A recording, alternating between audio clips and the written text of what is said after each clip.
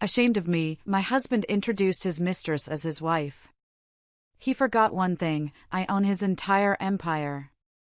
He ended up regretting it from a jail cell. Hello everyone. Thank you for being here with me today. Before I begin my story, grab a warm cup of tea and get comfortable. I'd love to know what time of day you're watching this video. Please comment M for morning, A for afternoon, or E for evening. Now, let me take you into this story. The heavy oak doors of the Drake Hotel's Gold Coast room were cracked open just an inch, but that was enough. It was enough for me to see the crystal chandeliers casting a warm, golden glow over the creme de la creme of Chicago's business elite. It was enough for me to see the waiters circulating with trays of champagne, the flash of diamonds on manicured hands, and the expensive suits that cost more than my first car. But most importantly, it was enough for me to see him. Conrad. My husband of 20 years. He stood on the raised platform, bathed in the spotlight, looking more handsome and commanding than I had seen him in a decade. He held a microphone in one hand, his posture radiating the kind of arrogance that comes with unchecked success. But his other hand, that was what made my breath hitch in my throat. His other hand was resting possessively on the waist of a woman standing next to him.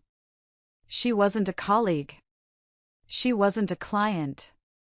She was Shelby, his 26-year-old executive assistant.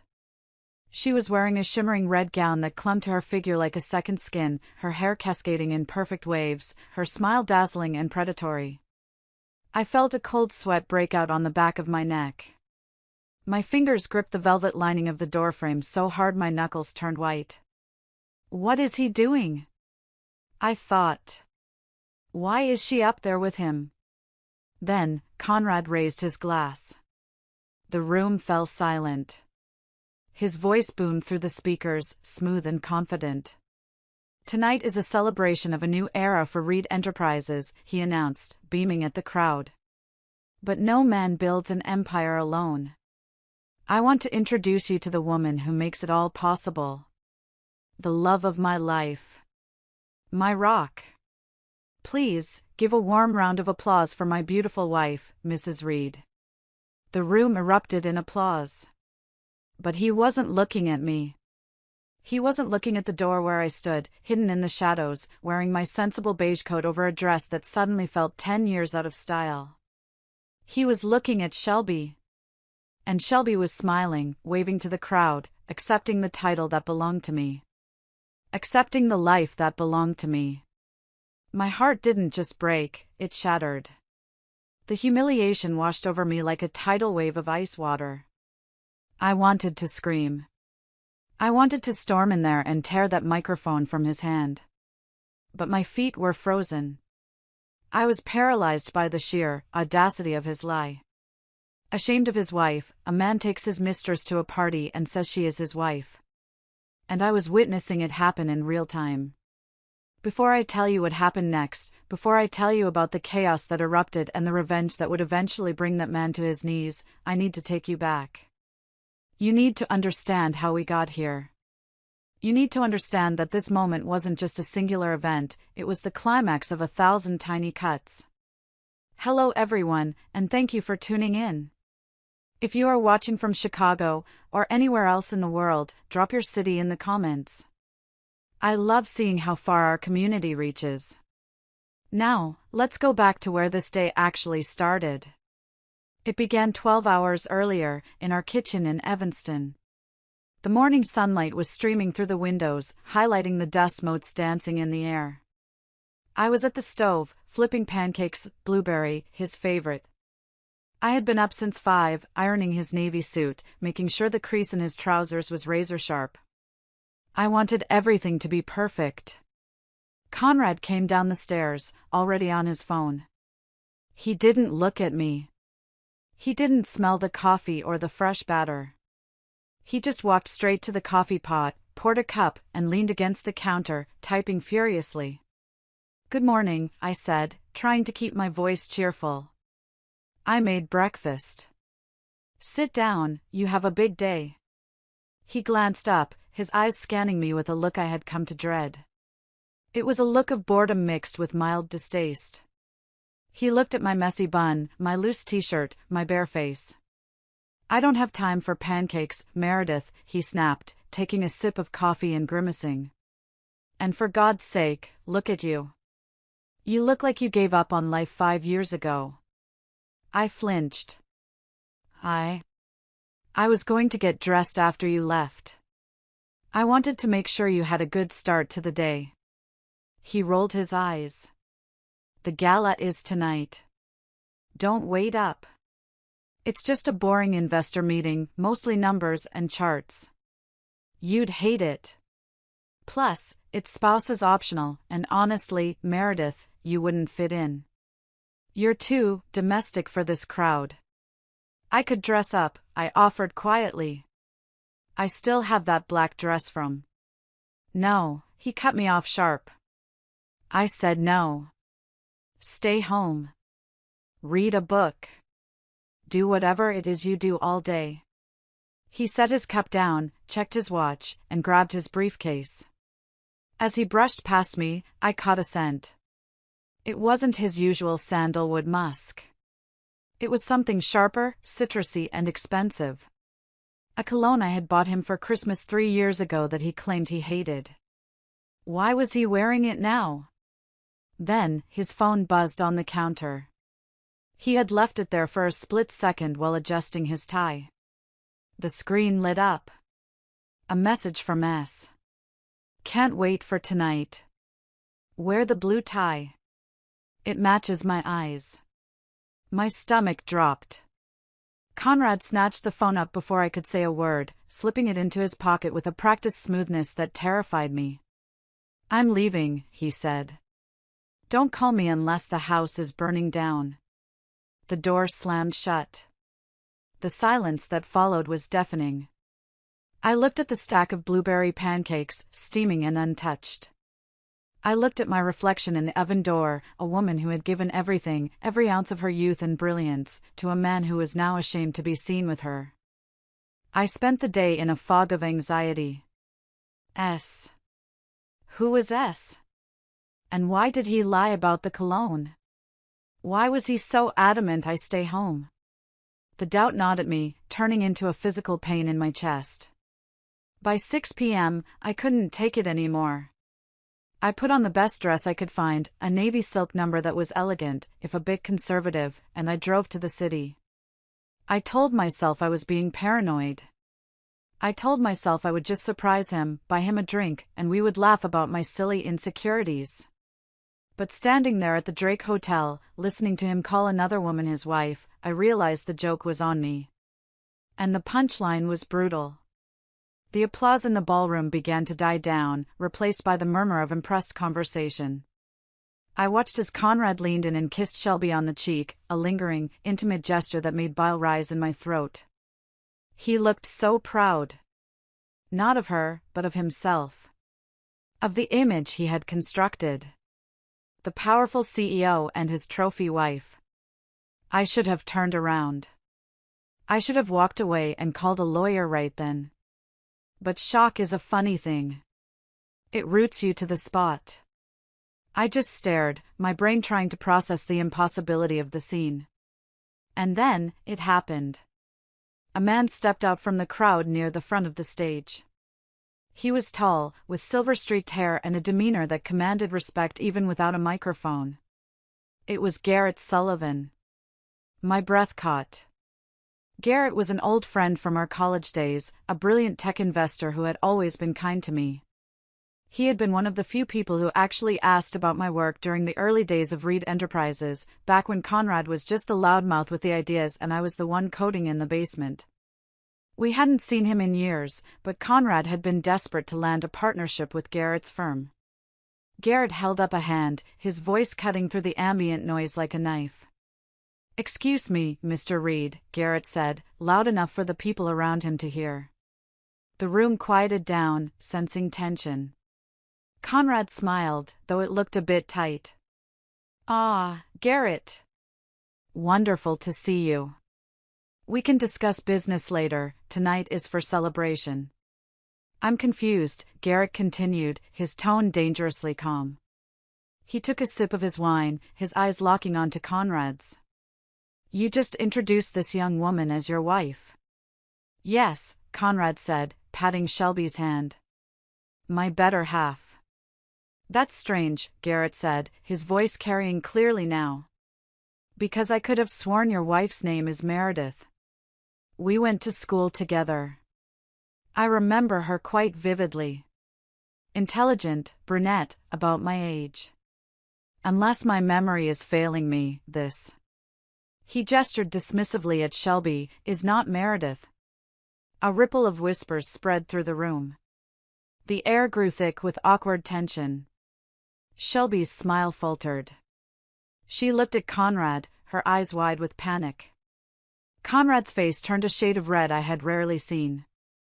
He chuckled nervously, adjusting his tie. Ah, well, Garrett, it's complicated. There's been a misunderstanding. It doesn't seem complicated, Garrett pressed. It seems like a lie. Conrad's expression hardened. He leaned into the microphone, his voice dropping to a tone of mock sympathy that made my skin crawl. Look, Garrett, I didn't want to bring this up publicly, but since you ask. Meredith and I are separated. She's not well. Mentally. She's been struggling with severe delusions and instability for years. It's been heartbreaking. This is Shelby, my fiancé. We're just trying to move forward. Mentally unstable. The words hit me harder than a physical blow. I gasped, my hand flying to my mouth. He wasn't just erasing me, he was destroying my reputation to cover his tracks. He was painting me as a crazy ex-wife to justify parading his mistress around. Garrett didn't look convinced. In fact, he looked disgusted. I see, Garrett said coldly. I don't do business with men who rewrite history, Conrad. And I certainly don't invest in liars. Garrett turned his back on the stage. The murmurs in the room grew louder, turning into open gossip. Conrad looked furious, whispering something harsh to Shelby, who looked like she wanted to disappear. I couldn't watch anymore. The shame was burning me alive. If I stepped in now, if I screamed that I was sane, that I was his wife, would they believe me? Or would they see a frantic, disheveled woman and believe Conrad's lie about my mental state? I turned and ran. I ran down the plush-carpeted hallway, past the confused doorman, and out into the biting Chicago wind. I didn't stop until I reached my car in the parking garage. I scrambled inside, locked the doors, and just screamed. A guttural, raw sound that tore at my throat. I gripped the steering wheel, my body shaking so hard I could barely put the key in the ignition. Mentally unstable. Delusional. Is that what he tells people? Is that why our old friends stopped calling? Is that why I've felt so isolated? I drove home in a blur. The highway lights smeared into long streaks of neon. The radio was off, but my mind was loud. I thought about the last 20 years. I thought about the nights I stayed up coding the back end of his software while he slept. I thought about the time I sold my inheritance to bail the company out of debt. I thought about the baby we lost, and how he told me to get over it because the company needed focus. I had built him. Block by block, line of code by line of code, I had built the pedestal he was standing on. And he had just used that height to kick me in the face. By the time I pulled into the driveway of our empty, dark house, the tears had stopped. The sadness was evaporating, replaced by something colder. Something harder.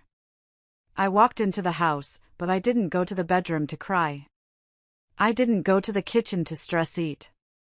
I walked straight into his home office and turned on his computer. He thought I was the domestic wife. He thought I was just the woman who made pancakes. He forgot that before I was Mrs. Reed, I was Meredith Harper, the top analyst in my class. And tonight, I wasn't going to sleep. I was going to audit my marriage. The blue light of the computer monitor washed over my face, illuminating the dark office. My hands hovered over the keyboard. I knew his passwords. Not because he gave them to me, but because Conrad was a creature of habit. He used variations of his own name and his birthday. Narcissism makes for terrible cybersecurity. I logged into our joint bank account first. The balance looked normal, enough to pay the bills, buy groceries, maybe a modest vacation. But I knew better. You don't rent the Gold Coast room at the Drake and buy custom Italian suits on this kind of budget. I navigated to the transaction history. Nothing unusual. Just the mortgage, utilities, the country club membership. But then I saw it. A recurring transfer of $4,500 every month to an entity labeled CS Consulting. Who is CS Consulting? I opened a new tab and searched the state business registry. My fingers flew across the keys. I felt like I was back in my old cubicle, hunting down discrepancies in financial reports. The muscle memory was still there, dormant but alive.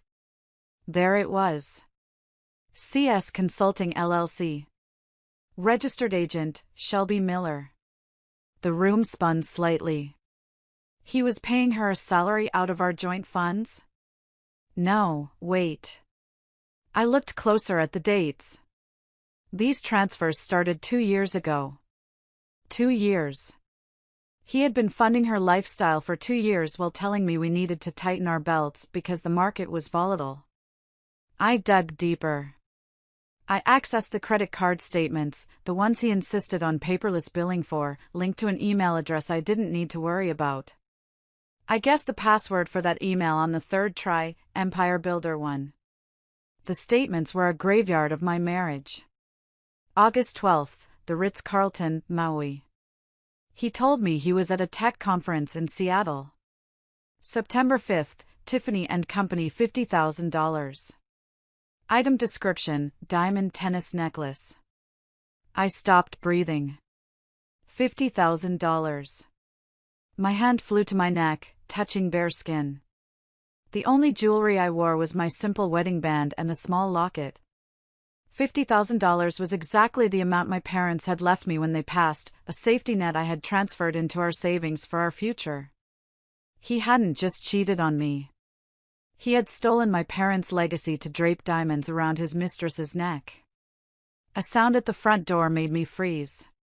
The heavy thud of the lock turning. He was home. I quickly closed the browser windows, clearing the history with a few rapid keystrokes. My heart hammered against my ribs like a trapped bird. I couldn't let him know I knew. Not yet. I needed more than just anger, I needed leverage. I turned off the monitor and slipped out of the office, moving silently up the stairs just as the front door swung open. I dove into bed, pulling the duvet up to my chin, feigning sleep. Meredith? Conrad's voice floated up the stairs. It was slurred. You awake? I didn't answer. I heard his heavy footsteps climbing the stairs. He stumbled into the bedroom, bringing with him the stench of stale champagne, cigar smoke, and that sharp, citrusy perfume. It filled the room, choking me. He didn't bother to be quiet. He tossed his jacket on the floor, kicked off his shoes, and collapsed onto the bed beside me. He didn't check on me. He didn't kiss my forehead.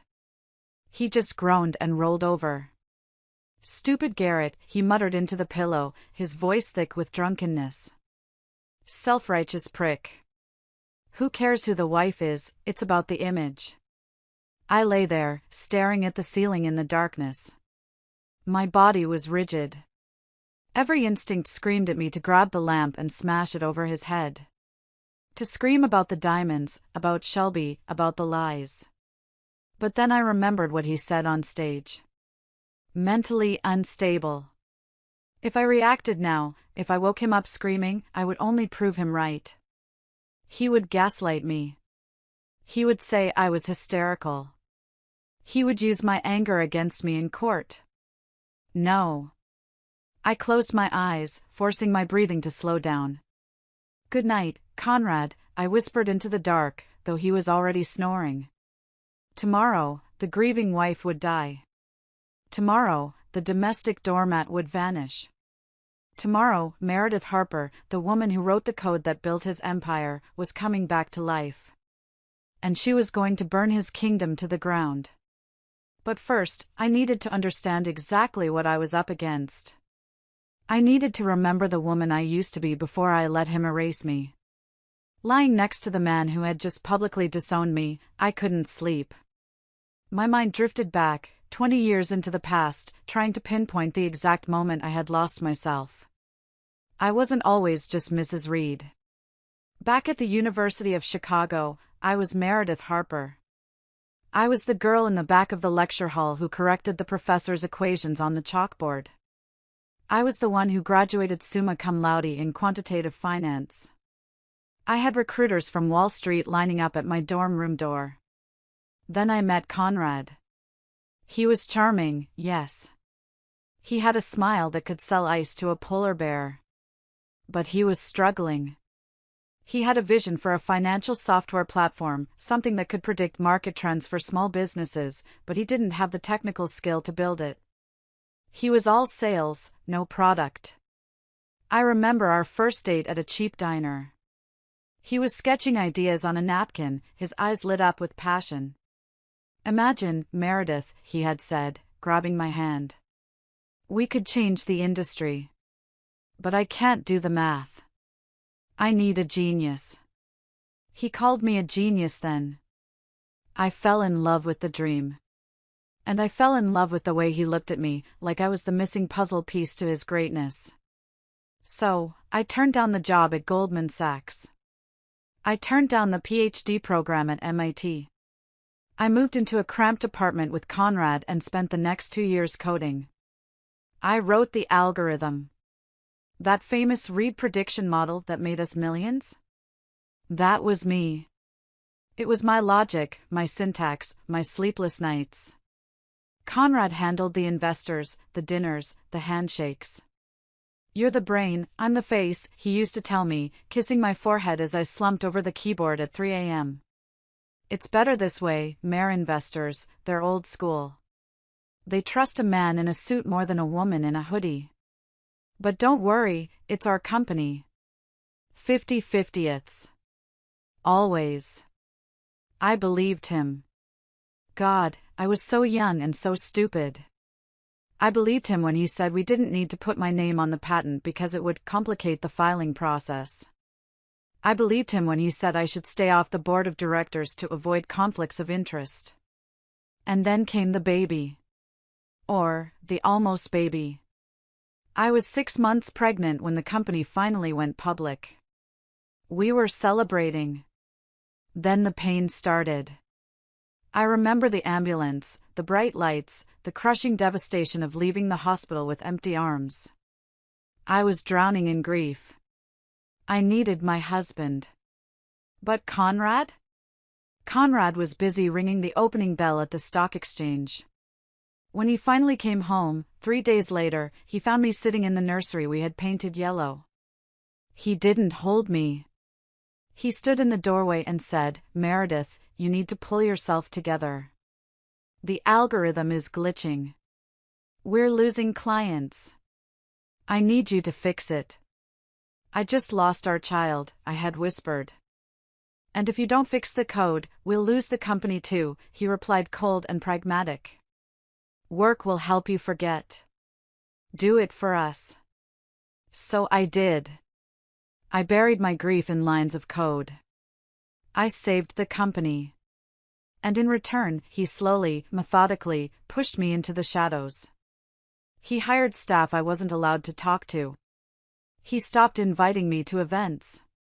He convinced me that I was fragile after the miscarriage, that the stress of the business world was too much for me. "Stay home, Mare," he'd say. "Gardening is good for your nerves. Let me handle the heavy lifting." It wasn't protection. It was containment.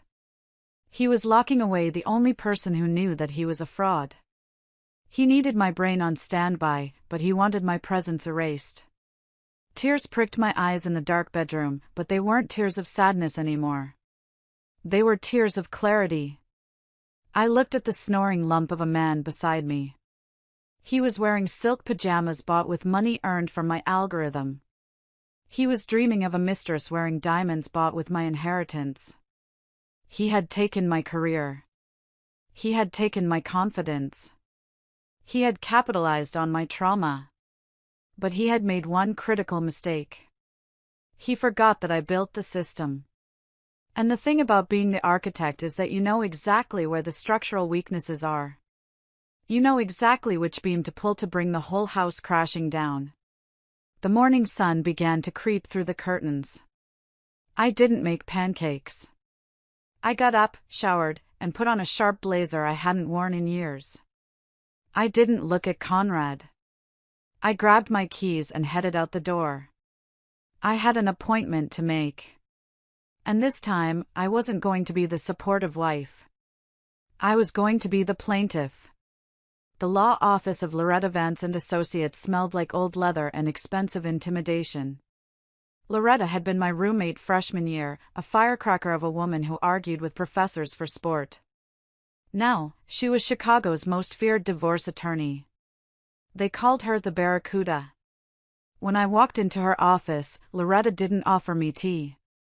She took one look at my face, stood up, and locked the door. "You look like hell, Meredith," she said, her voice raspy from years of courtroom battles. "Sit down. Tell me everything." I did. I told her about the party. The mentally unstable comment. The diamonds. The shell companies. I laid it all out, my voice trembling at first, then growing steadier as the facts took over. Loretta listened, taking furious notes on a yellow legal pad. When I finished, she leaned back and took off her glasses. "Okay," she said. "The bad news first. Conrad has been planning this for a while. Those transfers to CS Consulting? That's classic dissipation of assets. He's draining the marital pot so there's nothing left to split when he files. He's trying to starve you out."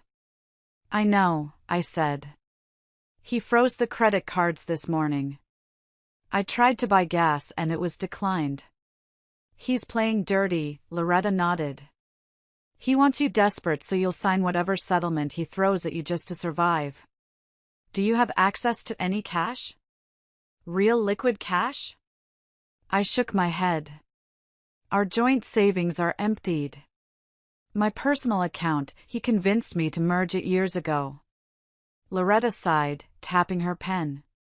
"We need a retainer, Meredith. And we need to hire a forensic accountant to trace those shell companies. That's not cheap." I reached into my purse.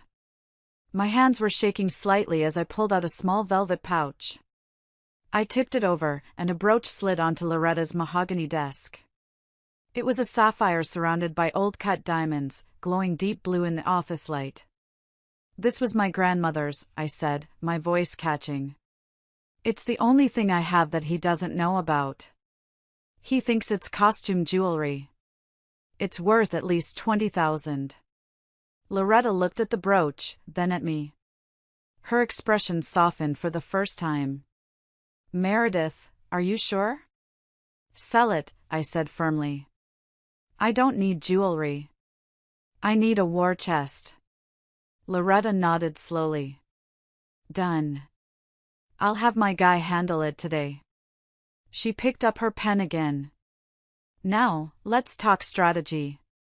Conrad thinks he holds all the cards because he controls the money and the company name. But does he have a weakness?" "He's arrogant," I said.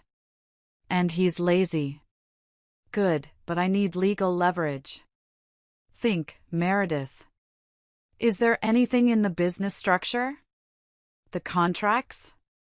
The intellectual property?" I paused.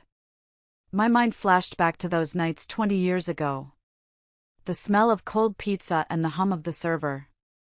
"The code," I whispered. "What?" "The original source code for the read prediction model," I said, my heart starting to race. "When we incorporated, Conrad was so obsessed with the branding and the logo.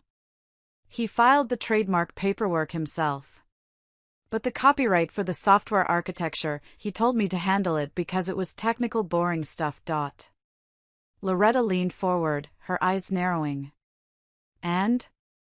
I filed it, I said, a slow smile spreading across my face. But the software wasn't finished yet. It was technically a pre-beta version. In the rush to launch, we never updated the assignment of rights to the corporation. The original copyright for the core architecture, the foundation that the entire company runs on, is in your name? Loretta finished the sentence, her eyes widening. It's signed M. Harper, I confirmed. And inside the code, deep in the kernel where no one looks, there's a digital watermark. It's the date I lost the baby.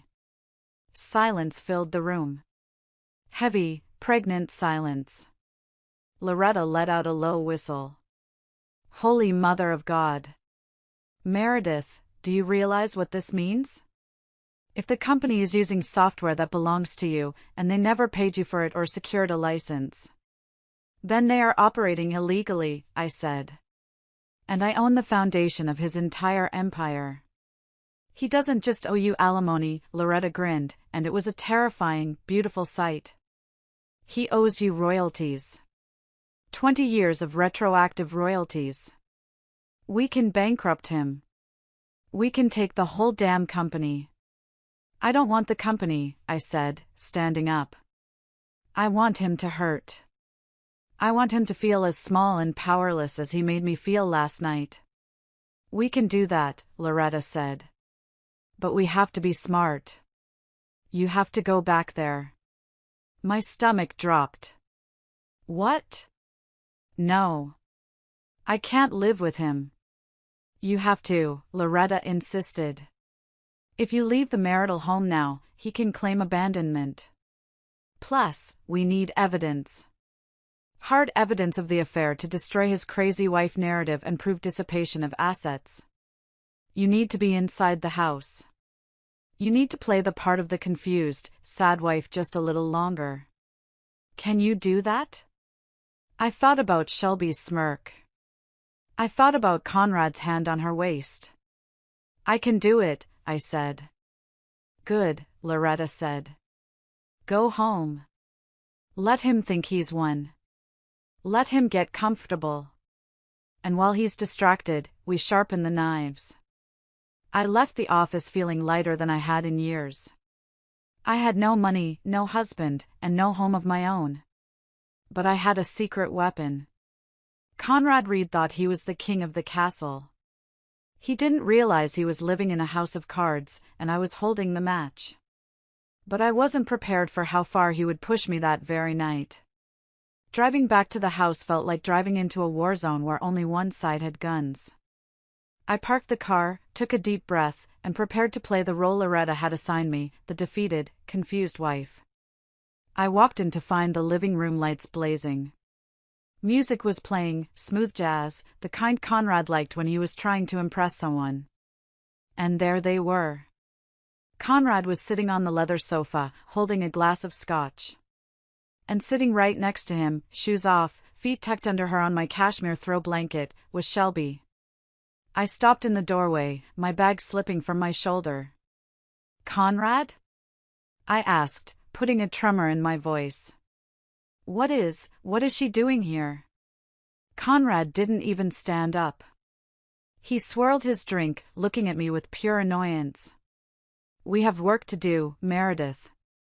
The gala generated a lot of leads.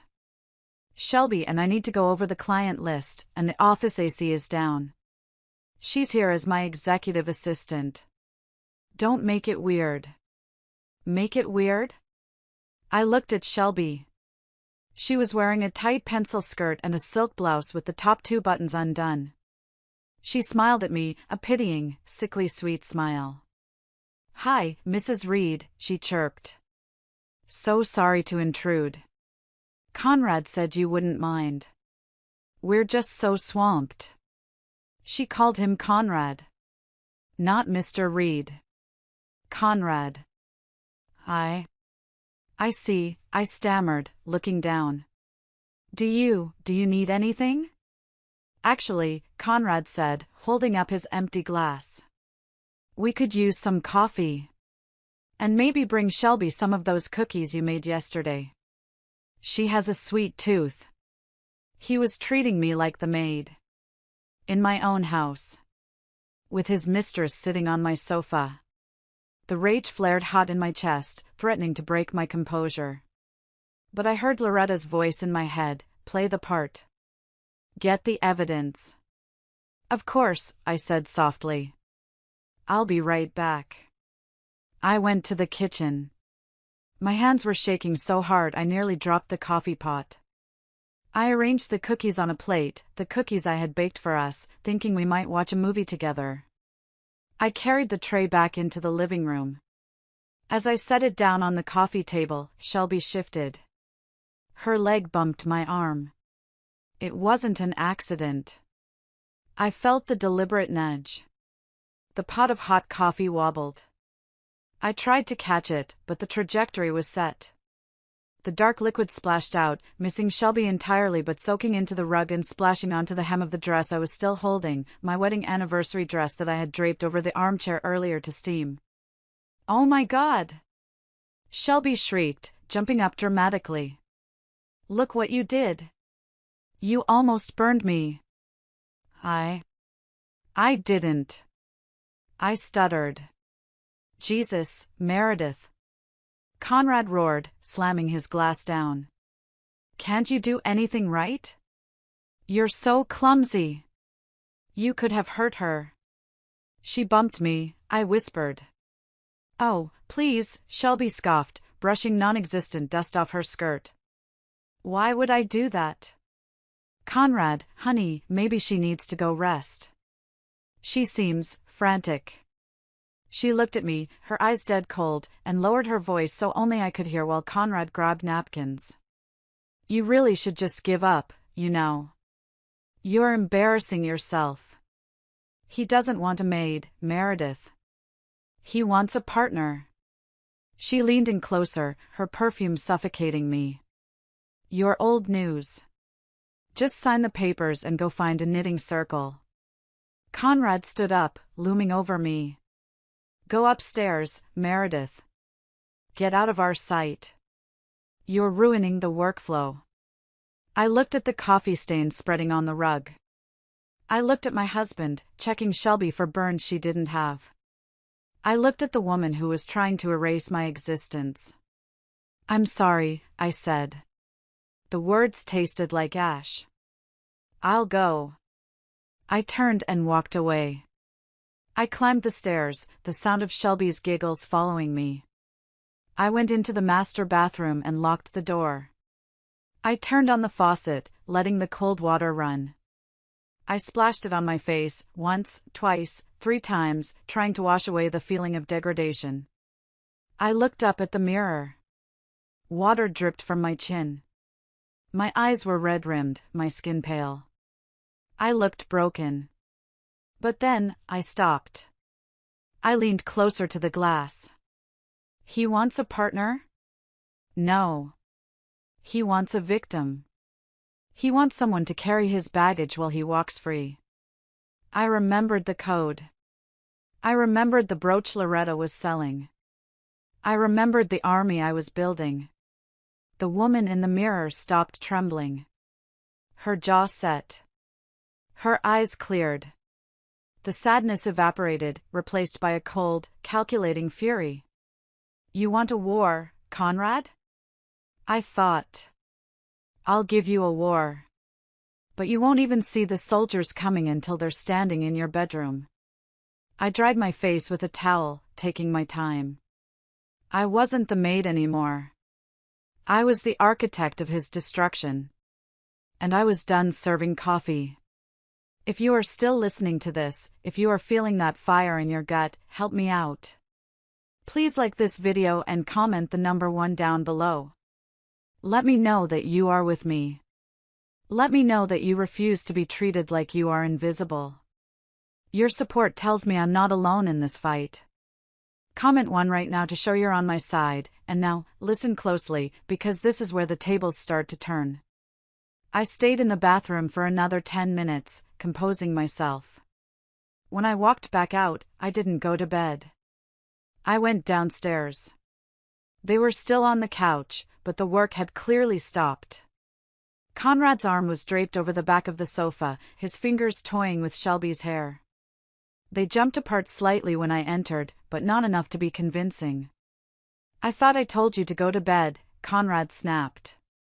"I know," I said, keeping my voice steady and submissive. I wanted to apologize." "You're right, Conrad. I've been so stressed lately. I haven't been myself." Conrad blinked, surprised by my capitulation. He exchanged a glance with Shelby. "Well, good. At least you admit it." "I think I need a break," I continued, wringing my hands together to look anxious. "Maybe I should go visit my sister in Ohio for a few days. Just to clear my head. Give you space to work." Conrad's eyes lit up. It was exactly what he wanted. "That sounds like a sensible idea, Meredith." "Very sensible." "And," I added, baiting the hook, "you've been working so hard too. Maybe you should take a break this weekend?" I saw that the weather in the Hamptons is supposed to be beautiful. "You could go, get some rest. You deserve it." I saw Shelby squeeze his knee. The Hamptons was their spot. I knew it from the credit card statements. "You know," Conrad said, trying to suppress a smile. "That's not a bad idea. I have some investors out there I could meet. A working weekend. Exactly," I smiled weakly. "I'll pack a bag and leave tomorrow morning for Ohio." "Great," Conrad said, practically dismissing me with a wave of his hand. "Go pack." I went upstairs, but I didn't pack for Ohio. I waited. An hour later, Conrad came up to bed, looking smug. He thought he had won. He thought he had bullied me into submission. He went into the bathroom to shower. The moment the water turned on, I moved. I grabbed his iPad from the nightstand. I knew he synced everything. I had downloaded a specialized parental control app earlier that day, Loretta's suggestion. It was designed to track teenagers, but it worked wonders on cheating husbands. It recorded keystrokes, GPS location, and messages. My fingers flew. I installed the app, hid the icon deep in a folder of system utilities, and synced it to my burner phone. Passcode, 1234. He hadn't changed it in 10 years. Pathetic. I heard the shower turn off. I placed the iPad back exactly where it was, wiping my fingerprints off the screen with my sleeve. I slipped into bed just as the bathroom door opened. The next morning, I put on a performance worthy of an Oscar. I packed a suitcase, kissed Conrad on the cheek, resisting the urge to vomit, and drove away. "Drive safe," he called out, barely looking up from his phone. "Don't rush back." I drove around the corner, parked in a shopping center lot, and pulled out my burner phone. The dot on the GPS map was moving. He wasn't going to the office. He was going to the airport. I watched the screen as the text messages started rolling in.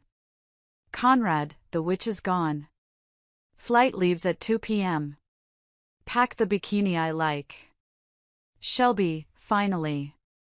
I thought she'd never leave. Should we book the penthouse suite? Conrad, already done, baby. Corporate card. Gotcha, I thought. But I wasn't just going to watch them leave. I needed to catch them. And I needed it to be undeniable. I called Loretta. "He's going to the Hamptons," I said. "Flight leaves at 2. "Perfect," Loretta said. "But we don't want them in the Hamptons. We want them here. Where we can film them. How do we stop them?" "Did you know," Loretta asked, her voice dripping with amusement, "that as a joint account holder, you can report cards lost or stolen?" And you can request an immediate freeze on all travel bookings associated with that card for suspicious activity? I smiled. I didn't know that. Call the credit card company, Loretta commanded. Flag the airline tickets. Flag the hotel.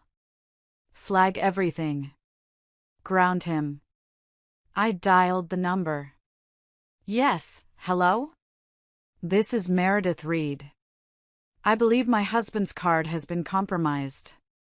There are some charges for a flight to the Hamptons? Yes, that's not us. Please cancel them immediately. And freeze the card. Yes, thank you. I hung up and watched the GPS dot. It was approaching O'Hare Airport. 10 minutes later, the dot stopped. Then it paced back and forth at the terminal drop-off. Then, a new text popped up on my screen. Conrad, damn it. Card declined. They say it's fraud. Airline won't let us board without payment and my other cards are maxed. Shelby, are you kidding me? What do we do? Conrad, calm down. We'll go back to my place. She's in Ohio. We have the whole house to ourselves. We can leave tomorrow once I yell at the bank. They were coming back to the house, thinking it was empty. It was a trap. And they were walking right into it. I started the car. Loretta, I said into the headset. They're turning around. Meet me at the house. Bring the videographer. We're already on our way, she replied. I drove back to the neighborhood, parking 3 streets away to avoid being seen. I crept through the neighbors' backyards. Mrs. Higgins saw me, but I put a finger to my lips and she, bless her heart, just winked. She hated Conrad too. I let myself in through the back kitchen door, which I had unlocked before I left. The house was silent. I waited in the pantry, hidden behind shelves of canned goods. My heart was pounding, but my hands were steady. 20 minutes later, the front door opened. Stupid bank, Conrad was grumbling. I'll fire whoever authorized that freeze. Forget about it, baby, Shelby's voice purred. We're here now. And we're alone. I heard giggles. The sound of shoes dropping on the hardwood floor. The sound of a zipper. Right here? Conrad asked, sounding breathless. Right here. On her precious sofa, Shelby laughed. Let's christen it. I waited. I counted to 10. I wanted them committed. I wanted them vulnerable. I heard the heavy sounds of movement, the moans that made my skin crawl. Now. I texted Loretta, go. I kicked open the pantry door and marched into the living room. At the same moment, the front door burst open. Loretta walked in, flanked by a burly man with a professional video camera perched on his shoulder, the red recording light blinking ominously. The scene in the living room was grotesque.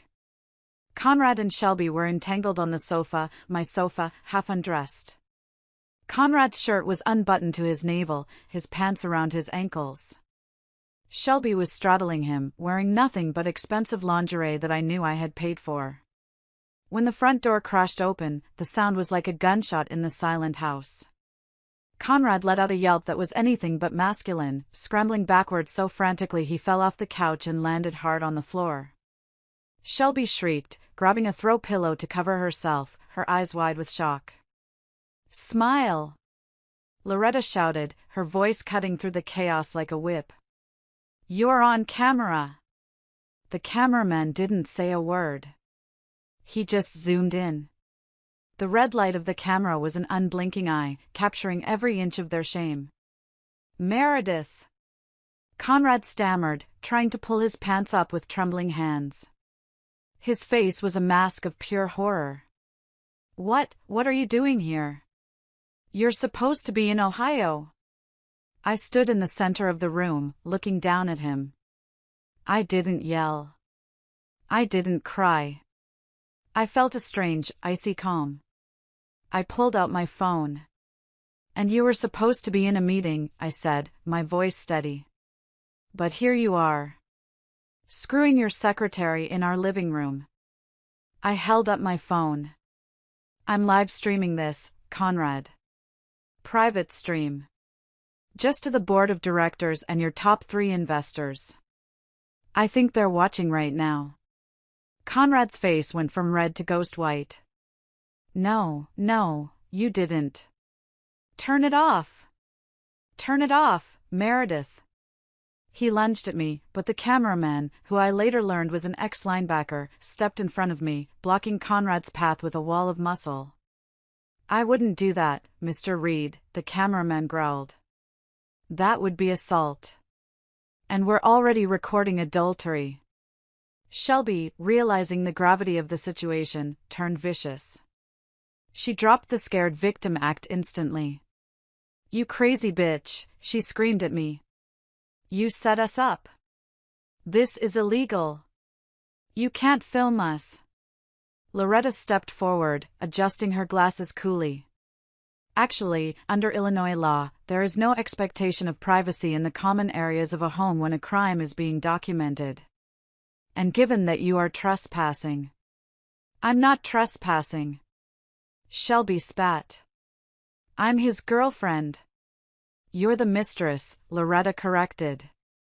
And right now, you're the evidence. Conrad finally managed to zip his pants. He tried to regain some shred of authority, puffing out his chest. Get out, he snarled at Loretta and the cameraman. Get out of my house. It's not your house, I said quietly. Conrad wheeled on me. What? I said, it's not your house, I repeated. Check the deed, Conrad. When we bought this place 15 years ago, your credit was shot from the first failed startup. Remember? My parents co-signed. The deed is in the Harper family trust. You're just a tenant. It was a bluff, a partial bluff. The deed was complicated, but in this moment, confidence was everything. Conrad looked confused, his brain misfiring. That's not true. We're married. Everything is 50-50. Not after today, Loretta interjected. We have footage of infidelity. We have records of dissipation of assets. And we have proof of IP theft. Conrad froze. The mention of IP theft hit him harder than the adultery. He knew. Deep down, he knew the code wasn't his. Meredith, his voice changed instantly. It went from angry to wheedling. The manipulator switched masks. Baby, look. Let's not do this. Let's not blow everything up. We can talk. Send these people away. Shelby. Shelby means nothing. It was just a mistake. A moment of weakness. Shelby gasped, turning to him. Excuse me? A mistake? You told me you loved me. You said she was a boring old hag. Shut up, Shelby. Conrad roared at her. He turned back to me, reaching out a hand. Mayor, please. Think about the company. Think about us. I built this life for us. I looked at his hand.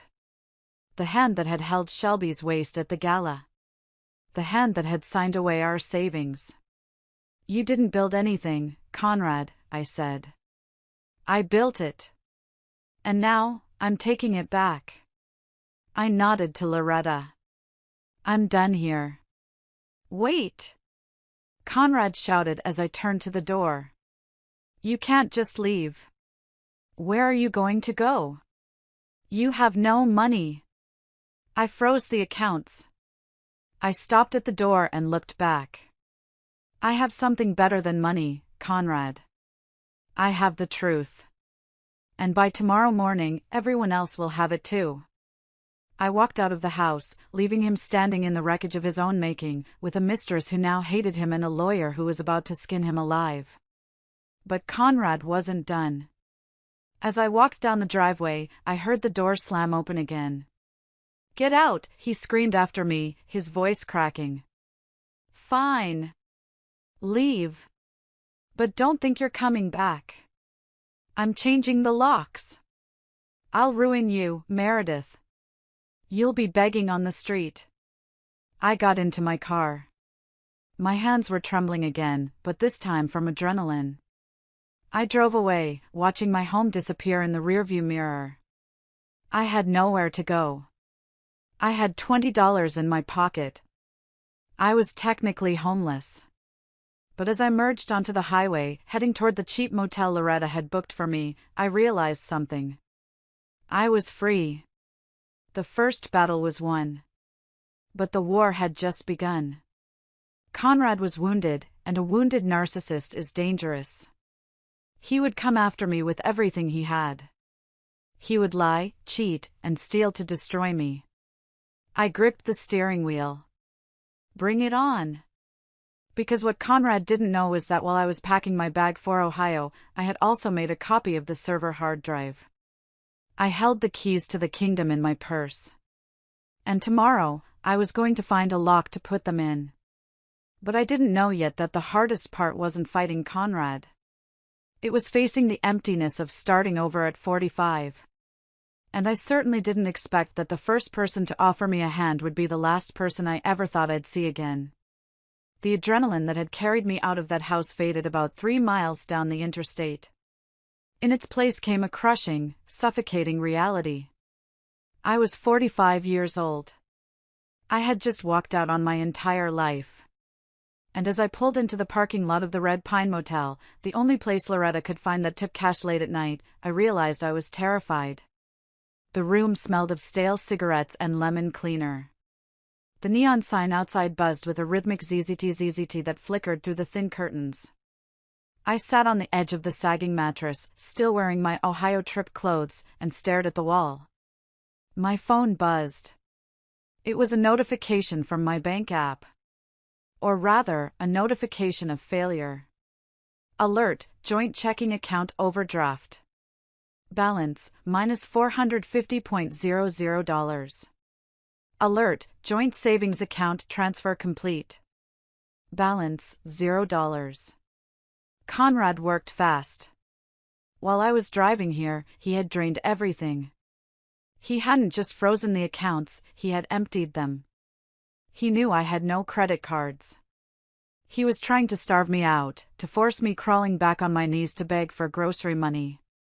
It was financial abuse, plain and simple, executed with the cold precision of a man who viewed his wife as an unruly employee. I checked my purse. I had the $20 in cash. I had a half-eaten granola bar. And I had the hard drive containing the server backup I had swiped earlier. That night, I didn't sleep. I lay awake listening to the sounds of strangers in the hallway, clutching my purse to my chest. I felt small. I felt invisible. The voice in my head, Conrad's voice, kept whispering, "You're nothing without me. You're just a middle-aged woman with no skills and no future." By morning, the despair had turned into a dull ache. I was hungry, but I couldn't afford breakfast. I used the motel's free coffee to wake myself up. It tasted like burnt rubber, but it was hot. My phone rang. It was Conrad. I let it go to voicemail. Then it rang again. And again. Finally, a text popped up. "Conrad, I hope you're enjoying the streets. I've spoken to our friends. Everyone knows about your mental breakdown. Don't bother calling anyone, they think you're off your meds. Come home, apologize to Shelby, and maybe we can discuss an allowance." Apologize to Shelby. That was the spark. That was the tiny ember that landed in the pool of gasoline inside my soul. He wanted me to apologize to the woman who was sleeping in my bed? I typed back 2 words, "See you in court." Then I blocked his number. I washed my face in the tiny motel sink, put on my blazer, and looked in the mirror. I looked tired. My eyes were puffy. But I wasn't the woman from yesterday. I was a woman with nothing left to lose.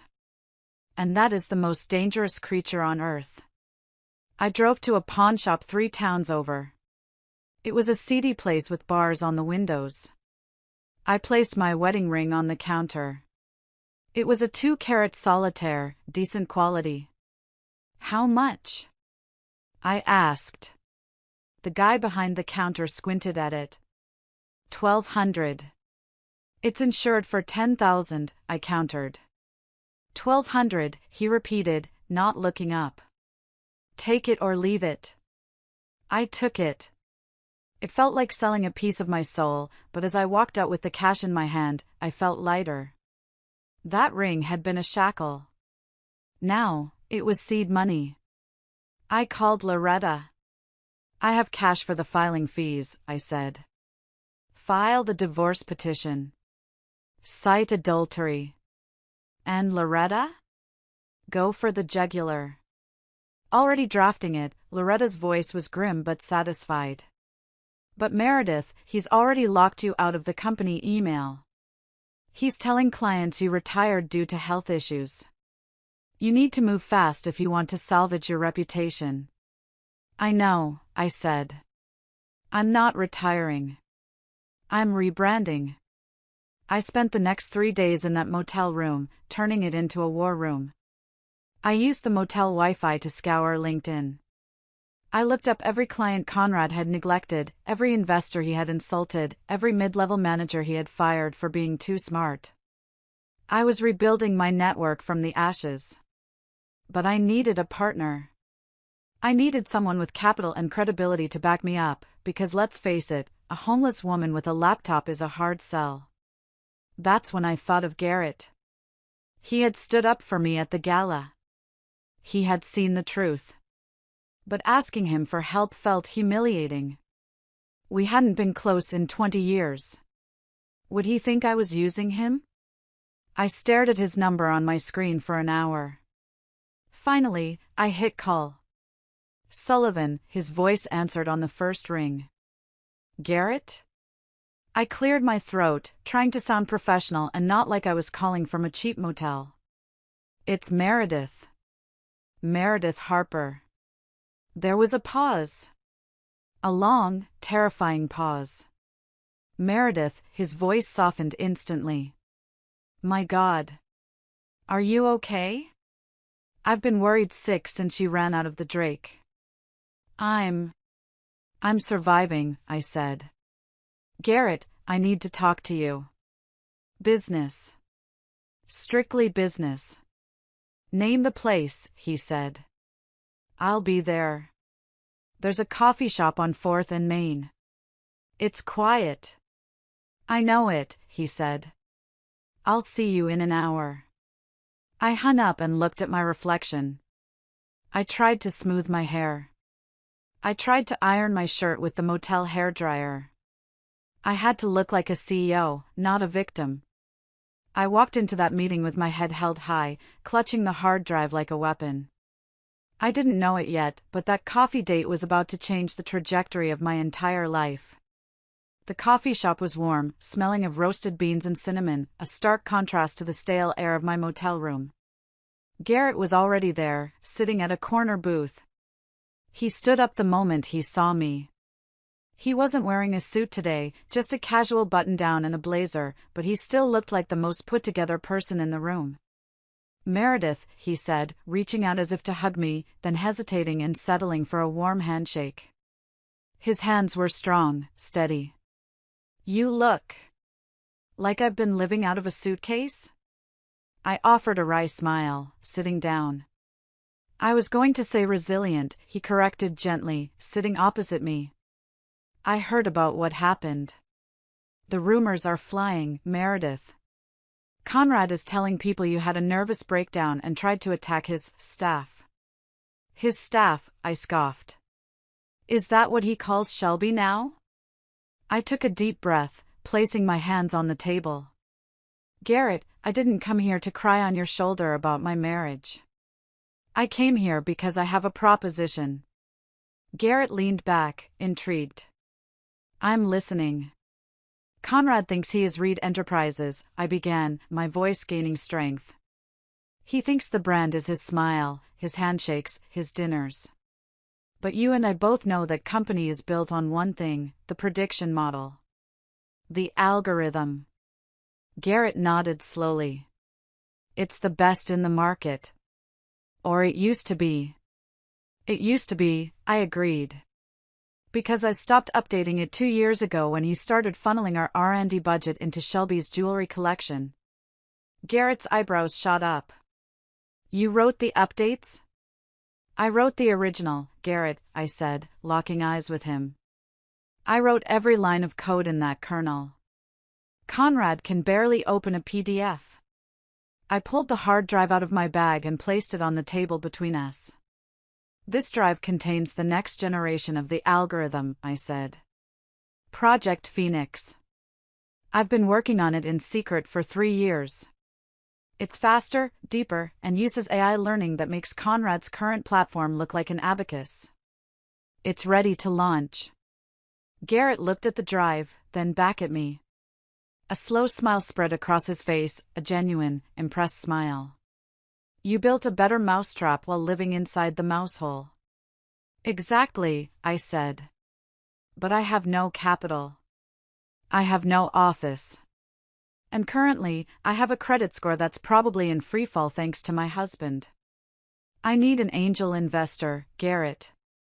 I'm starting a new firm. Harper Financial. And I want to bury Reed Enterprises. Garrett didn't blink. He didn't ask for a business plan. He didn't ask for a risk assessment. He reached into his jacket pocket and pulled out a checkbook. How much do you need to start? He asked, uncapping a fountain pen. I was stunned. Garrett, you haven't even seen the code. This is risky. Conrad will sue. He will try to destroy us. Garrett wrote a number on the check, tore it out, and slid it across the table. I looked at it. It was for $200,000. I'm not investing in the code, Meredith, Garrett said softly. I'm investing in the architect. I watched you in college. You were the smartest person in every room we walked into. Conrad just talked louder. I've been waiting 20 years for you to realize you didn't need him. Tears pricked my eyes, sudden and hot. I blinked them back furiously. I don't know what to say. This is a loan. I will pay you back with interest. Call it an investment, Garrett smiled. For 10% equity. I want to be partners, Meredith. Real partners. We shook on it.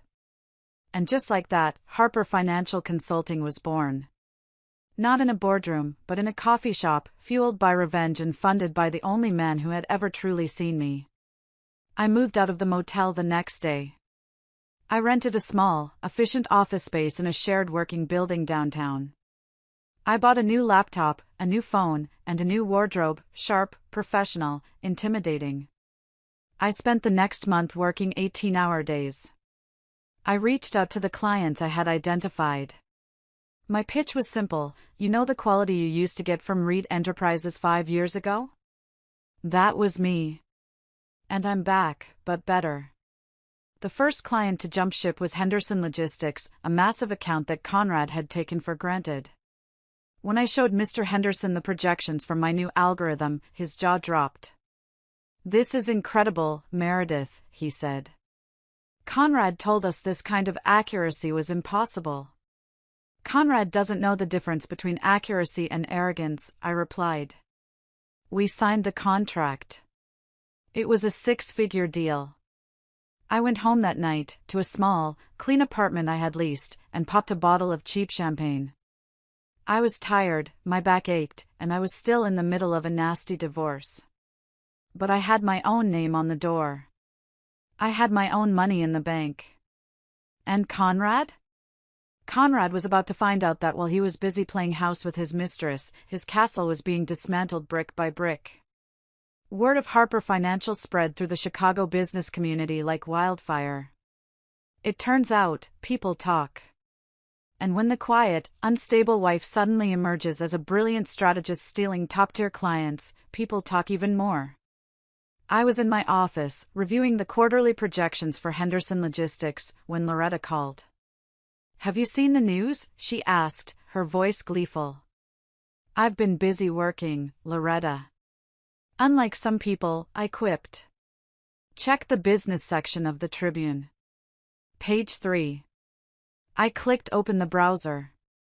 There it was. A headline that made my heart sing: Reed Enterprises stocks tumble amidst rumors of technical failures and executive turmoil. I read the article greedily. Apparently, since I left, the Reed prediction model had been throwing errors. Clients were complaining about data inaccuracies. And Conrad? Conrad was nowhere to be found. The article mentioned insiders claiming the CEO was frequently absent and that a new executive assistant was causing friction with senior staff. I leaned back in my chair, a satisfied smile playing on my lips. "It's starting." "It gets better," Loretta said. "Conrad's lawyer called me this morning. They want to settle. They're offering you the house and a small lump sum if you sign an NDA and drop the adultery claim." "The house?" I laughed. "He wants to give me the house he's currently living in with Shelby? Where does he plan to go?" "He doesn't have a plan, Meredith. He's panicking. He needs the lawsuit to go away because investors are getting spooked. The threat of the video is hanging over him." "No deal," I said firmly. "I don't want the house. It's tainted. I want what we discussed. I want the IP audit." "I was hoping you'd say that," Loretta chuckled. "We have a deposition scheduled for next Tuesday. Be ready. He's going to bring Shelby." Tuesday came. I walked into the conference room at Loretta's firm wearing a suit that cost more than my first car, paid for with my own earnings. Garrett was there, sitting quietly in the corner as my business advisor. Conrad walked in. He looked terrible. His tan had faded into a sallow gray. He had gained weight, and his eyes were bloodshot. Shelby trailed behind him, wearing a designer dress that looked ridiculous for a legal meeting. She glared at me, clutching a Louis Vuitton bag like a shield. "Meredith," Conrad grunted, not making eye contact. He sat down heavily. "Conrad," I nodded coolly. "Shelby. Nice bag. Did you buy that with the R&D budget?" "Watch it," Conrad snapped. "Let's get this over with." "You want money? Fine. How much to make you go away?" "This isn't about alimony, Conrad," Loretta interjected, sliding a thick file across the table. "This is about intellectual property theft." Conrad frowned. "What are you talking about? The company owns everything." "Actually," I spoke up, my voice calm and deadly. "The company owns the trademark. But the source code? The underlying architecture of the Reed prediction model version 1.0 through version 4.0? That belongs to the original creator. And since there was never a formal IP assignment agreement signed by me, and since I wrote it before the company was incorporated." "You're bluffing," Conrad scoffed. "You didn't write that. We did it together." "Really?" I raised an eyebrow. "Okay, Conrad. Tell me. In the yield curve subroutine, line 4052, what is the variable baby blue defined as?" The room went silent. Conrad opened his mouth, then closed it. He began to sweat. "I'll tell you," I continued. "It's a date. November 14th. The due date of the son we lost. I put it there as a watermark. A digital grave marker. It's in every version of the software you're selling right now." Conrad's face turned the color of ash. Shelby looked between us, confused and bored. "What does that mean, Conrad?" she whined. What is she talking about? It means, Loretta said with a shark-like grin, that every dollar Reed Enterprises has made using that software for the past 20 years is subject to copyright infringement claims. We're not just asking for half the marital assets, Mr. Reed. We're asking for 100% of the profits derived from Meredith's intellectual property. Plus damages. Conrad slumped in his chair. He looked like a balloon that had been popped. The arrogance, the bluster, it all drained away, leaving a terrified, middle-aged man who realized he had built his castle on quicksand. "You can't do this," he whispered. "It will bankrupt the company." "You should have thought about that," I said, leaning forward, "before you introduced your mistress as your wife." I stood up. "See you in court, Conrad. Or, you can accept our new settlement offer. Full liquidation of your assets, 50% of the company's stock transferred to me, and you resign as CEO immediately." I walked out of the room, Garrett right beside me. As the door closed, I heard Shelby's shrill voice screaming, "You told me she was stupid. You told me she knew nothing." I walked down the hallway, my heels clicking on the marble floor. It was the sweetest sound I had ever heard. The weeks following the deposition were a spectacle of chaos at Reed Enterprises. It was like watching a car crash in slow motion, and I admit, I watched with a certain degree of grim satisfaction. With the threat of the IP lawsuit looming, investors started pulling out in droves. Garrett's connections helped spread the word discreetly: Reed Enterprises is a sinking ship. The captain is incompetent, and the navigator just left to start her own fleet. Shelby, proving true to her nature, was useless in a crisis. Reports from my old contacts inside the company painted a pathetic picture. She spent her days online shopping for things she could no longer afford, screaming at the IT department to just fix the computer thingy, and accusing secretaries of spying on her. Conrad was spiraling. He was drinking at the office. He missed meetings. And when the system finally crashed, a major server failure that I knew was inevitable due to lack of maintenance, he had no one to call. He actually tried to call me. It was a Tuesday night. I was working late at Harper Financial, Garrett sitting on the sofa reading a report. My phone rang. Conrad Reed. I put it on speaker. "Meredith?" His voice was slurred. "Mare, pick up. The dashboard is down. Henderson is threatening to sue.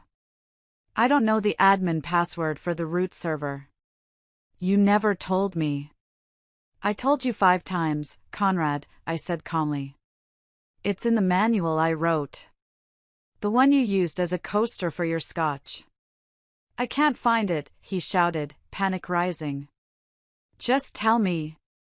Help me, Mare. For old time's sake. The company is bleeding." "I'm not tech support, Conrad," I said. "And I'm certainly not your support anymore. Hire a consultant." "Oh wait, you fired the good ones." "Please," he begged.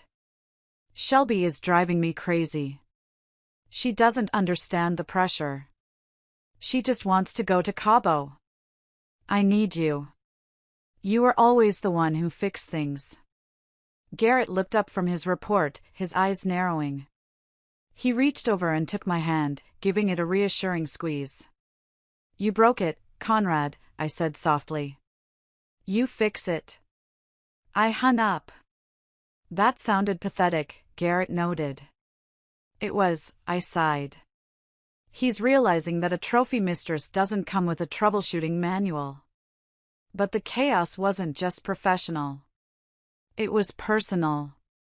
As the money dried up, the love nest began to rot. Loretta updated me on the asset freeze. Since Conrad refused my settlement offer initially, the court had ordered a temporary freeze on all liquid assets until the IP audit was complete. That meant no salary for Conrad. No shopping spree for Shelby. I heard from a neighbor that police were called to our old house twice in 1 week for domestic disturbances. Apparently, Shelby didn't react well to being told she had to return the leased Porsche. One evening, I received an email from an anonymous sender. It was a video file. I opened it. It was shaky footage taken from a phone, likely by a disgruntled employee. It showed Shelby in the lobby of Reed Enterprises, throwing a vase at Conrad. "You lied to me," she was screaming in the video. "You said you were a millionaire. You're nothing but a broke old loser. I wasted 2 years of my youth on you." Conrad was trying to shield his face. "Shelby, baby, calm down. It's just a liquidity crunch. Once I win the lawsuit." "You're not going to win," she shrieked. "She owns you. Everyone says she owns you." She stormed out, leaving Conrad standing in the lobby, surrounded by shattered glass and staring employees. I closed the laptop. I didn't feel happy. I felt a profound sense of closure. The facade was gone. The image he cared so much about was destroyed. "He's alone," I whispered. Garrett stood up and walked over to my desk. He turned my chair so I was facing him. "He chose this, Meredith," Garrett said firmly. "Don't you dare feel guilty." "I don't feel guilty," I said, looking up at him. "I feel free. Finally." Garrett smiled, a warm, genuine smile that reached his eyes. "Good.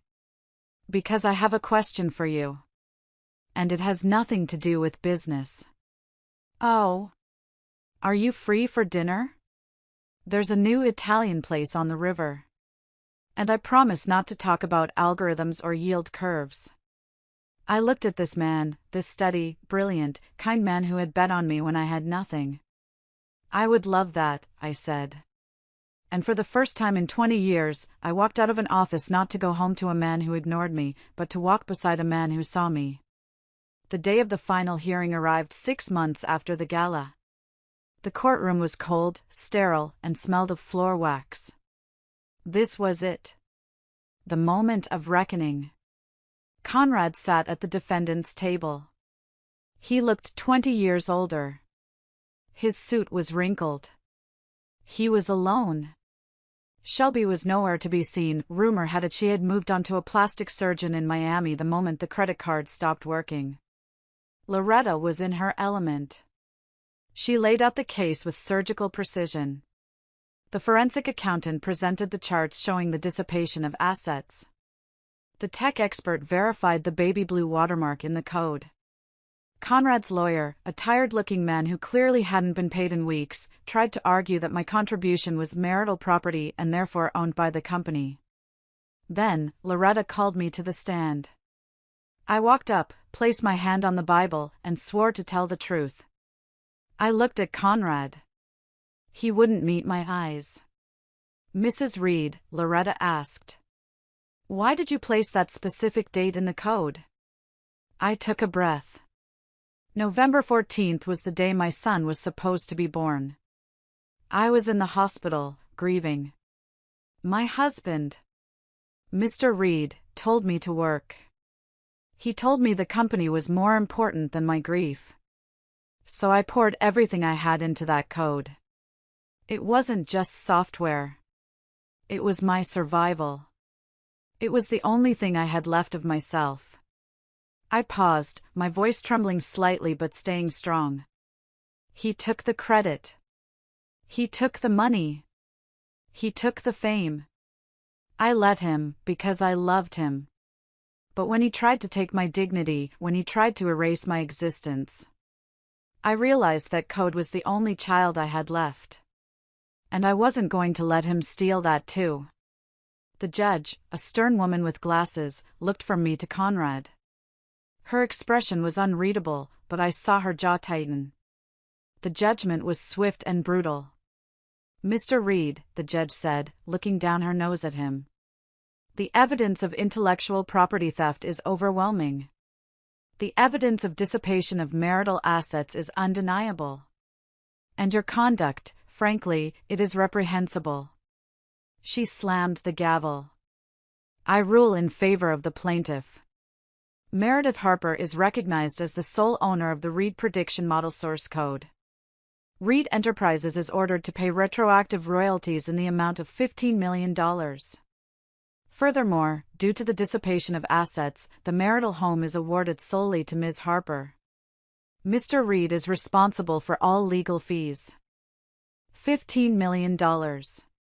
Conrad put his head in his hands. It was a death sentence for him. He didn't have 15 million. He didn't have 15,000. Loretta squeezed my hand under the table. We won, she whispered. We got everything. As the bailiff dismissed us, Conrad stood up. He walked over to me. He looked like a ghost. Meredith, he rasped. You can't do this. I'll be on the street. I looked at him. I remembered the night he kicked me out. I remembered the mentally unstable lie. You have a degree in sales, Conrad, I said calmly. I'm sure you can sell yourself to someone else. Just don't use my code to do it. I turned and walked out of the courtroom. Garrett was waiting in the hallway. He didn't say anything. He just opened his arms, and I stepped into them. I buried my face in his chest, breathing in the scent of clean soap and safety. It's over, I whispered. No, Garrett said, kissing the top of my head. It's just beginning. We walked out of the courthouse into the bright Chicago sunlight. I checked my phone. A text from my real estate agent, Locksmith is meeting us at the house in an hour. I was going back to the house. Not to live there, I couldn't live there again. But to reclaim it. To purge it. And to close the door forever. The house felt different when I unlocked the door with the new keys. It felt empty. The ghost of my marriage was gone, replaced by the stale smell of neglect. Shelby had done a number on the place before she fled. The curtains were torn. There were wine stains on the carpet. My garden, my beautiful rose garden, was overgrown with weeds. Garrett walked through the rooms with me, silent and supportive. I'm going to sell it, I said, running a hand over the kitchen counter where I had made those pancakes on that fateful morning. I don't want it. I don't want the memories. Whatever you want, Garrett said. It's your asset now. We went out to the patio. The sun was setting over the yard. It was quiet. Garrett, I said, turning to him. You've been incredible. Through all of this. Why? Why did you help me? You barely knew me for 20 years. Garrett leaned against the railing, looking out at the overgrown garden. I knew you enough, Meredith. In college. I was in love with you. Did you know that? My breath caught. What? He chuckled softly, a self-deprecating sound. But you only had eyes for Conrad. He was the loud, charismatic one. I was the nerd in the library. So I stepped back. I watched you build him up. I watched you disappear into his shadow. It broke my heart, honestly. He turned to look at me, his eyes intense and vulnerable. When I saw you at the Drake that night, seeing him humiliate you like that, it woke something up in me. I wasn't going to let him destroy you. Not again. He took a step closer. I didn't help you for the money, Meredith. Or for the business. I helped you because I wanted to see you shine again. And you are shining. You are the most brilliant, strong, beautiful woman I have ever known. I looked at him, really looked at him. I saw the kindness in his eyes, the gray at his temples, the patience that had waited 2 decades. I'm not the same girl I was in college, I whispered. I'm 45. I have baggage. I have scars. So do I, Garrett said, reaching out to cut my cheek. We all have scars, Meredith. They just mean we survived. I leaned into his touch. It felt electric, yet familiar. I think I started, my voice trembling. I think I might have chosen the wrong man 20 years ago. You chose the man you needed then, Garrett said softly. But you can choose the man you want now. He kissed me. It wasn't a devouring, desperate kiss like Conrad's used to be. It was slow. It was reverent. It tasted like promise. It tasted like a future where I didn't have to shrink to fit someone else's space. We stood there on the patio of my reclaimed house, as the sun went down on my old life and rose on something entirely new. I want to sell this place, I said again, pulling back but keeping his hand in mine. And I want to use the money to start a scholarship fund. For women in tech. Women who are overshadowed by men. Garrett smiled, that proud smile that made my knees weak. That sounds like a brilliant plan, CEO Harper. While I was building a new life, Conrad was hitting rock bottom. And gravity, as it turns out, is a harsh mistress. Without money, without the company, and without his reputation, Conrad was radioactive. No one would hire him. His friends from the country club stopped returning his calls. He was living in a cheap studio apartment, driving a beat-up rental car. But the final blow came from the law. Remember the video Loretta and I took? The one of the affair? Well, during the forensic audit of the company, we found something else. Conrad hadn't just used marital funds for jewelry. He had used investor funds. That's wire fraud. That's a federal crime. I didn't have to press charges. The SEC did it for me. I was in my office at Harper Financial, now occupying a gorgeous floor in a skyscraper overlooking the lake, when I saw the news alert. Former CEO of Reed Enterprises arrested on fraud charges. There was a photo of Conrad being led out of his shabby apartment building in handcuffs. He looked broken. He was wearing a stained t-shirt. He looked at the camera with the eyes of a trapped animal. And Shelby? The police had caught up with her too. She had been trying to fence some of the jewelry she stole from our house, jewelry that was technically evidence in the fraud investigation. She was arrested in Miami. It was a tragedy of Shakespearean proportions. Two greedy, empty people who thought they could consume the world, only to end up consuming each other. I felt a pang of pity. Just a small one. Not for the man he was, but for the potential he had wasted. He could have had it all. We could have had it all. If only he had been capable of sharing the spotlight. Garrett walked in, seeing the news on my screen. He came up behind me and rested his hands on my shoulders. "Are you okay?" he asked. "I am," I said. "It's just sad. Such a waste." "It is," Garrett agreed. "But justice has a way of balancing the scales." "I'm not going to visit him," I said decidingly. "I have nothing to say to him." "You don't have to," Garrett said.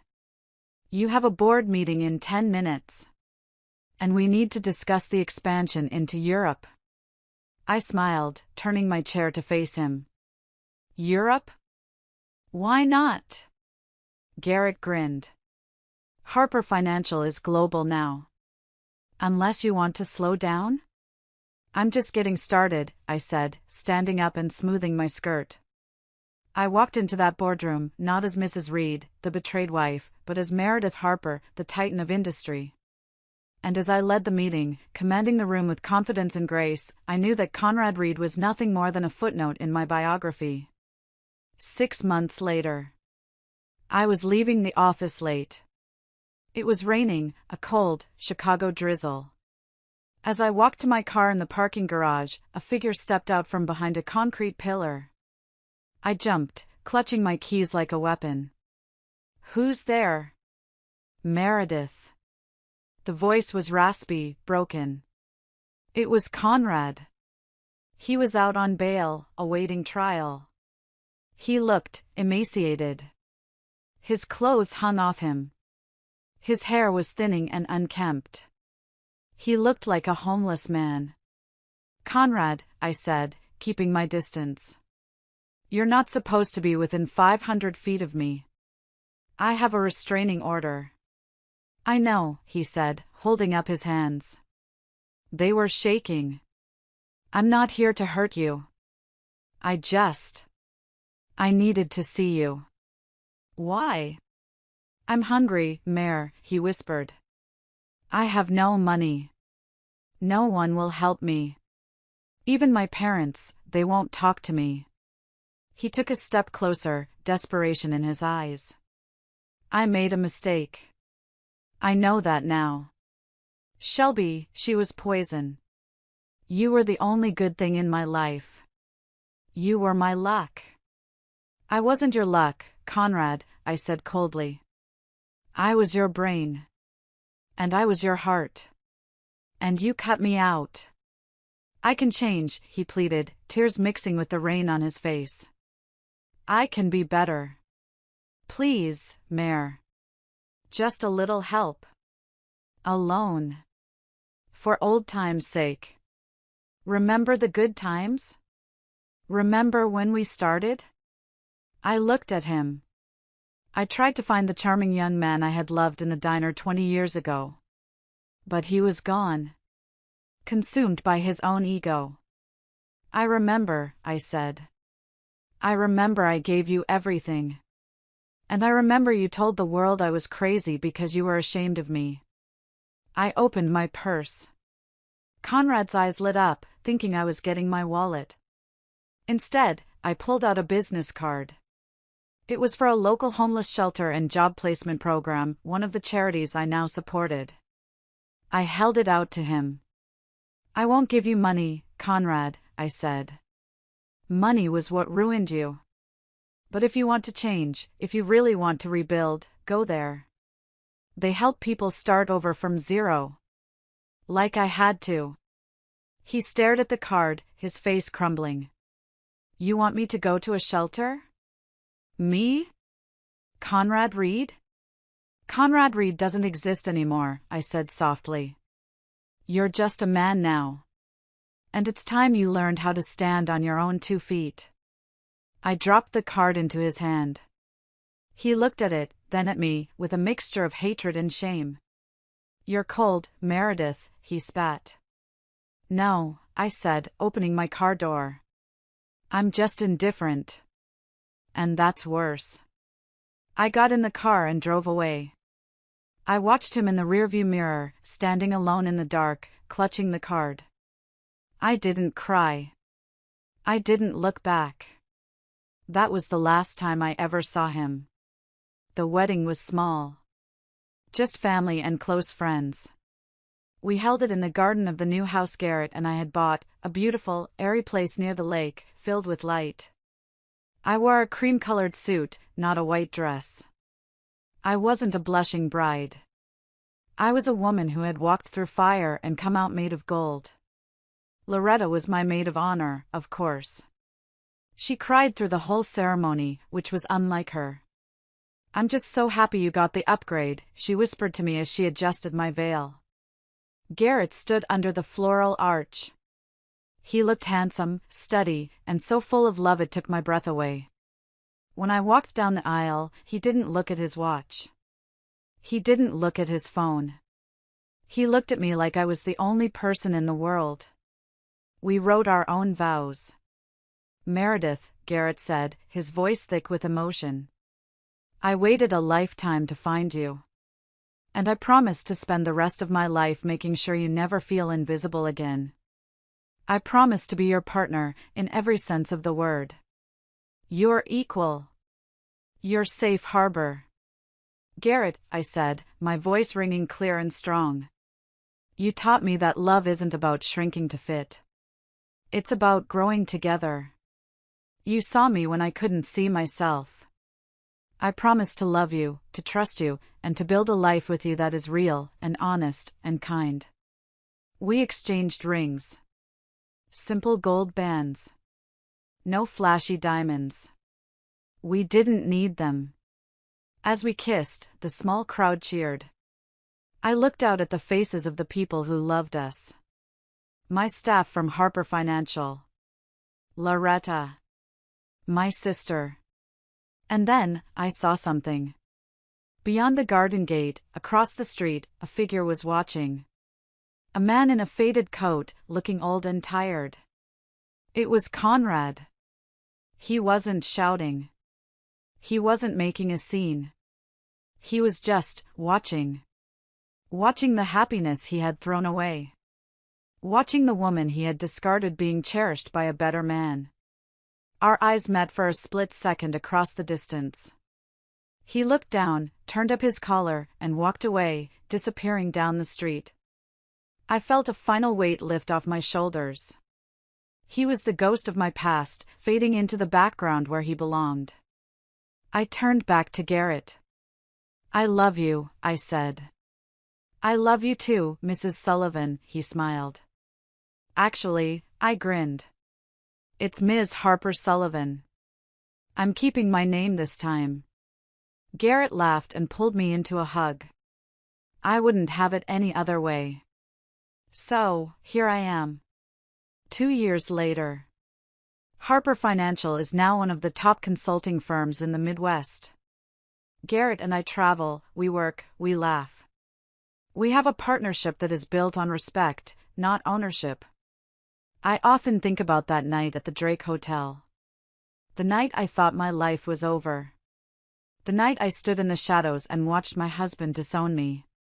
It was the most painful moment of my life. But it was also the best thing that ever happened to me. If Conrad hadn't betrayed me, I would still be in that kitchen, making pancakes for a man who didn't appreciate them. I would still be hiding my brilliance. I would still be invisible. Sometimes, you have to be completely broken down to rebuild yourself the way you were meant to be. I know there are women listening to this who are feeling invisible right now. Maybe your husband overlooks you. Maybe your family takes you for granted. Maybe you feel like you've wasted your best years on people who don't deserve you. I want to tell you this, it is never too late. You are not too old. You are not past your prime. You are not just anything. You are powerful. You have value. And if the people around you can't see that, then it is time to change the people around you. Don't be afraid to walk away. Don't be afraid to start over with $20 in your pocket and a fire in your belly. Because the only person who can truly save you is you. Conrad Reed is currently serving 3 years for fraud. Shelby is working at a diner in Florida, looking for her next victim. And me? I'm Meredith Harper Sullivan. I'm a CEO. I'm a wife to a good man. And I am finally, truly, myself. Thank you for listening to my story. And now, I have a request for you. If this story touched you, if you've ever felt the pain of betrayal or the joy of reclaiming your power, please like this video and share it with a friend who might need to hear it. And tell me in the comments, have you ever had to restart your life? I read every single comment, and I want to hear your story. Remember, you are stronger than you think. Until next time.